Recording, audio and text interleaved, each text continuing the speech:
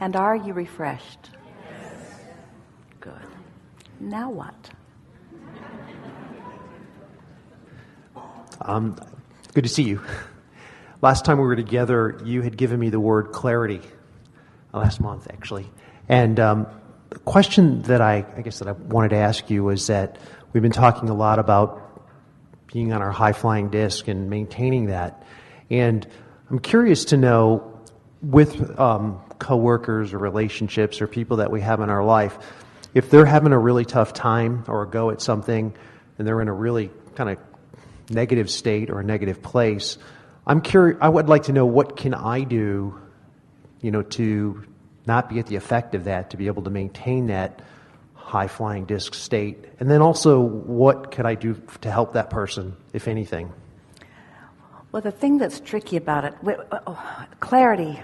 Clarity is such a wonderful state of being because it translates into so much wonderful experience. When you're clear-minded, you are more effective and more efficient. You are a better communicator. In other words, clarity really means aligned. Alignment and clarity are the same word, but clarity is more the physical effect of alignment. It's more, we would say that clarity is like the manifestation of alignment. And so and the way to feel that is just feel the difference between clarity and confusion, and just ask yourself which you prefer. And that sort of foggy feeling, or that sort of stumbling around, not being clear about something, as compared to clarity. Clarity is such a wonderful feeling. And so it's something that you accomplish through deliberate focus.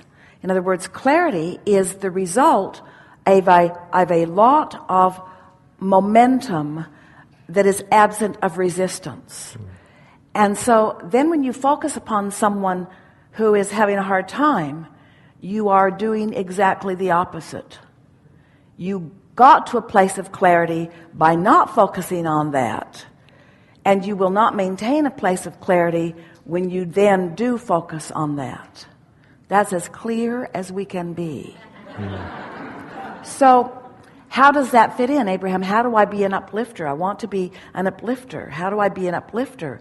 And we say, you just have to make sure that the attention that you give to any subject does not disrupt your clarity. And in time, you just find yourself here. Oh, you're really going to like this. This is the best way of explaining this. So, do you acknowledge that your greatest value to others comes to them from you, or is influenced from you, when you are on your high-flying disc? Yep. So, and do you acknowledge that most people are there and not there and there and not there and there and not there? So you're all sort of zigging and zagging around, and law of attraction is bringing you together. And so a lot of times you rendezvous with people that you care about, not on the high-flying disc, because let's say they're not there very often. So if you're going to have any kind of a meaningful relationship with some people, feels like you got to come down to Henryville where they are. And you feel committed to having relationships with some people, and so you're willing to sacrifice your high-flying disc in order to be where you need to be in order for them to hear you or you to hear them. But everybody is occasionally there, because everybody wakes up there. Sometimes you only stay for a split second, but everybody wakes up there. So what about the idea of you just being so consistently there that when they randomly show up there, you have a moment, instead of having your moments in frustration? So you just increase the odds of being able to, with clarity, say the right thing at the right time, or be in the right place together with someone, if you're consistently there, because you're only going to reach them when they're there and you're there. Now, that sort of puts teaching and mentoring in a whole new place, doesn't it? Because so many teachers there are a lot of people that go looking for problems so that they can solve them. And it just doesn't work out very well, because when you look for a problem, you've left the disc. So now ask your question again. How can I help someone? Help them out of what? Help them out of confusion? Be clear. You can't get poor enough to help poor people be prosperous, and you can't get sick enough to help sick people get well, and you can't become confused enough to help confused people become clear. You must be prosperous if you are going to encourage prosperity, and you must have clarity if you are going to encourage clarity, and you must feel love if you're going to encourage love, and there is no other way around it. So if we were standing in any of your physical shoes, we'd just get there and stay there as best we can and rendezvous with whoever happens to show up and let law of attraction do the matchmaking. And we would not go out to save the world, because when you try to save the world, you'll leave your disc and then you'll just bang around with them.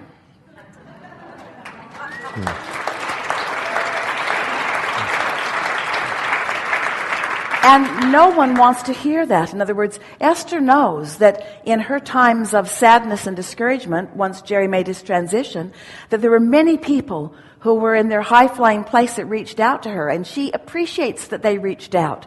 But they never connected with her unless she was in the vicinity. And she took that as her complete responsibility, you see. And so, do you ever like to be felt sorry for? Mm-mm. Do you ever want to be caught in your diminished moment? Do you want to be caught in your mistakes or caught in your down moments? You don't. You want the spotlight shined on you when you are at your best, you see.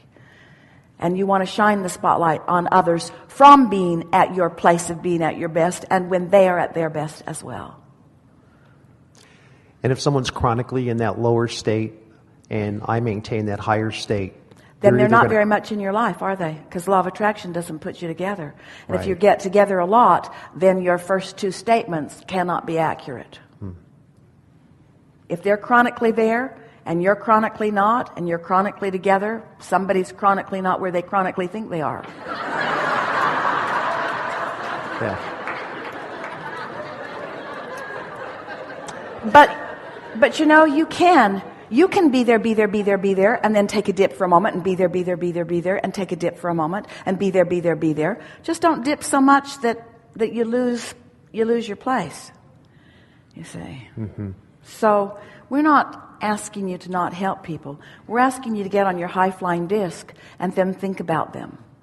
But it's easier to think about people who are having trouble when you're not with them, because when you're with them, what you're observing makes it difficult for you to maintain your we were talking about healing earlier, and we haven't talked about Jesus and healing for a while, but he was able to heal. There have been many, because he did not allow himself to see you in your sickness. Instead, he knew you in your wellness. And he didn't heal everyone. That's something that you're not talking about much when you tell that story. He couldn't heal those who were not in the vicinity. And when someone asked or thanked him, he said, "It is your faith that has made you whole. It was your proximity. It was your vibration. It was your expectation. It was your belief in me, maybe," is what he was saying. But something happened to change your vibration to a frequency that allowed for a moment the dog to get up. Yeah. Really good. Something more?